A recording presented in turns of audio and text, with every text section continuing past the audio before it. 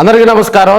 దర్శి నియోజకవర్గంలో రాబోయే రోజుల్లో కూడా సర్పంచి అదేవిధంగా మున్సిపాలిటీ దర్శి మున్సిపాలిటీతో పాటు కురిచేడు, దొనకొండ, ముళ్ళమూరు, తాళ్ళూరు ఈ మండలాల సర్పంచి ఎన్నికలు.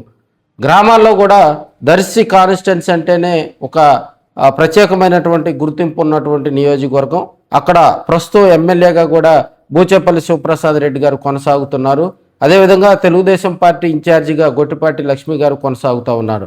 అక్కడ ప్రధానంగా మనం చూసినట్లయితే దర్శి మున్సిపాలిటీ ఇప్పుడు 20 నుంచి 28 వార్డులుగా కూడా రూపాంతరం చెందించేందుకు గెజిట్ నోటిఫికేషన్ కూడా ఇవ్వటం జరిగింది. భారీగా అక్కడ గెలుపులే లక్ష్యంగా కూడా అటు వైసీపీ ఇటు తెలుగుదేశం పార్టీ రెండు పార్టీలు కూడా మరి పావులు కదులుతున్నాయని కూడా మనం చెప్పుకోవచ్చు. అప్పట్లో దర్శి మున్సిపాలిటీని వైసీపీ పోగొట్టుకుంది, టీడీపీ కైవసం చేసుకోవటం జరిగింది. ఇది ప్రస్తుతం తెలుగుదేశం పార్టీ కూటమి అధికారంలో ఉంది. ప్రస్తుతం దర్శి మున్సిపాలిటీని ఎవరు కైవసం చేసుకుంటారు అనేది మరి అక్కడ జోరుగా చర్చకు వస్తున్నటువంటి అంశం. దర్శి కాన్స్టిట్యున్సీలో ఉన్నటువంటి కురిచేడు మండలం, ఈ కురిచేడు మండలంలో కూడా మేజర్ పంచాయతీలు ఎక్కువగా ఉన్నాయి. దొనకొండ మండలంలో కూడా మేజర్ పంచాయతీలు ఎక్కువగా ఉన్నాయి. అదేవిధంగా ముళ్ళమూరు, తాళ్ళూరు, ఎందుకంటే అక్కడ రాజకీయంగా కూడా ఈ గ్రామాలు మరి మనకి సున్నితమైనటువంటి గ్రామాలు. సో గతంలో మనం చూసాం 2024 ఎలక్షన్లో అక్కడ ఏ విధంగా గందరగోళ పరిస్థితులు నెలకొని ఉన్నాయో, అక్కడ జరిగినటువంటి పరిస్థితులు, ఓట్ల పోలింగు అదేవిధంగా లెక్కింపు రోజు జరిగినటువంటి పరిస్థితులు అందరికీ తెలిసినటువంటి విషయమే.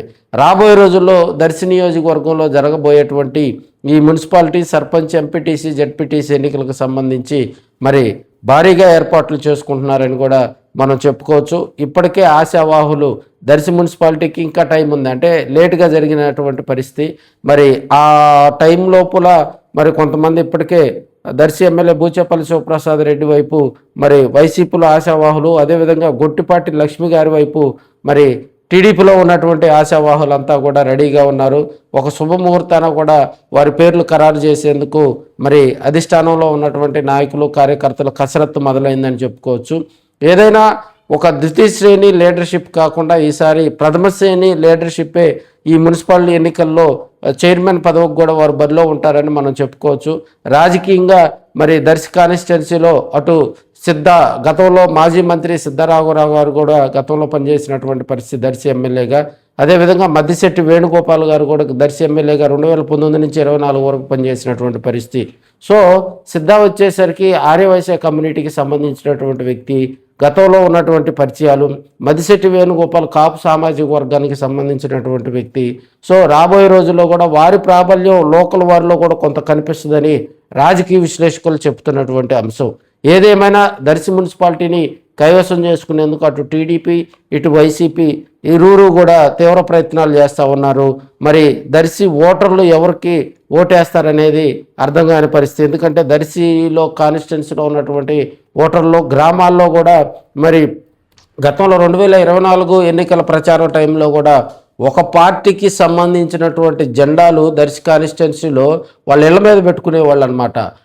ఎవరైతే ప్రచారానికి వస్తారో వాళ్ళకి ఇష్టం లేకపోతే మరి వాళ్ళ ఇంటి మీద ఉన్నటువంటి జెండాను చూసి పక్క వచ్చినటువంటి సందర్భాలు దర్శి కాన్స్టిట్యున్సీలో కోకొల్లోలుగా అనేక గ్రామాల్లో ఉన్నాయి. సో ఈ పరిస్థితుల దృష్ట్యా కూడా రాబోయే ఎన్నికల దృష్టిలో పెట్టుకొని అక్కడ ఉన్నటువంటి అధినాయకత్వం మరి దర్శిలో ఒక మంచి శుభముహూర్తాన వారి పేర్లు కూడా ఖరారు చేయనట్లు తెలుస్తుంది. దర్శి మున్సిపాలిటీకి సంబంధించి మరి ఎప్పటికప్పుడు అప్డేట్స్ కూడా రాష్ట్ర ప్రభుత్వంలో ఉన్నటువంటి పెద్దలు, అదేవిధంగా వైసీపీ అధిష్టానంలో ఉన్న పెద్దలు ఎప్పటికప్పుడు ప్రత్యేకమైనటువంటి పర్యవేక్షణ చేస్తున్నారని మనం చెప్పుకోవచ్చు.